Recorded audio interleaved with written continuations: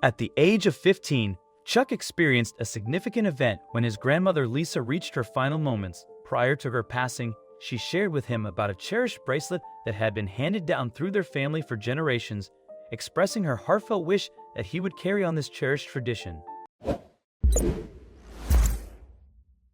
2 years later, he sat down on their living room couch looking at the bracelet he promised his grandmother he'd take care of.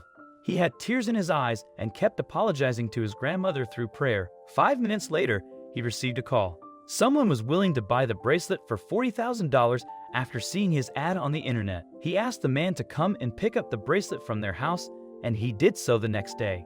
"This is a precious addition to my collection, young boy. I'm glad you're selling this piece to me," said the buyer, who introduced himself as Steve.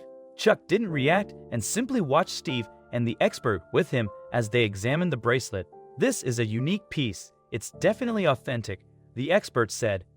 At that, the man handed Chuck $40,000 in cash. He thanked the man, took the money, and closed the door. He immediately went to the room where his sick mother lay. "Mom, I have the money. Together with our savings, we've raised $120,000 for your surgery. You will live, Mom.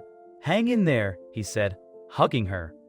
His mother, Emily, smiled. "Thank you, son, but where did you get the money?" she asked. Chuck was hesitant to tell her the truth, but he decided to tell her anyway. "I sold Grandma's bracelet," he admitted. Emily started crying. "Oh, son, that is an heirloom meant for you to keep. I am sorry you had to sell it because of me," she said. "I already lost my dad. I'm not going to lose my mom too. I'll do anything to keep you with me. I love you, Mom," he said, sitting beside her and resting his head on the side of her bed as she embraced him with an arm. That same evening, Chuck called the ambulance that would take him and his mother to the hospital. The surgery would take place the next day, so they decided to check her in to prepare. Chuck remained by his mom's side all night, holding her hand and supporting her through her pains. The doctor saw him sleeping on the chair in his mother's hospital room in the morning. The doctor woke him up and asked him to prepare. "Son, your mom's operation will be in the evening. You should go home and get some rest. Don't worry, she's safe here. Come before the operation. She will need your support," the doctor said. Chuck agreed and went home to freshen up and get a couple of things for his mom. As he walked up to their front door, he noticed a package by the door. He opened it and saw the bracelet he had sold the day before. He called Steve to ask him what happened, and the man revealed that he noticed how upset Chuck looked to be selling the bracelet. "I asked the neighbors about your family, and they told me what you had been going through. I'm sorry. I didn't mean to be nosy," he apologized on the phone.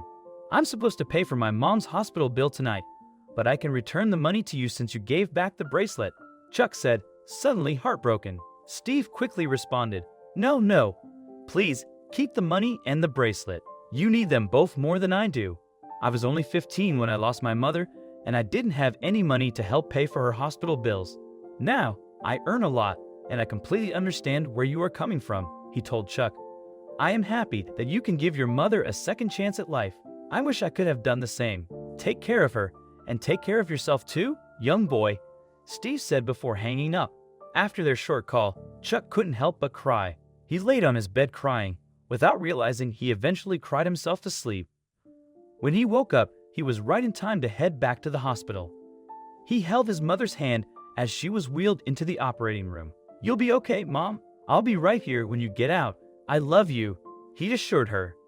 After a couple of hours, the doctor left the operating room to update Chuck. "Your mother's operation was a success," he told Chuck. "Your mother will no longer have a hard time. Once she makes a full recovery, she'll be all right." Chuck breathed a sigh of relief. "Thank you so much, doctor.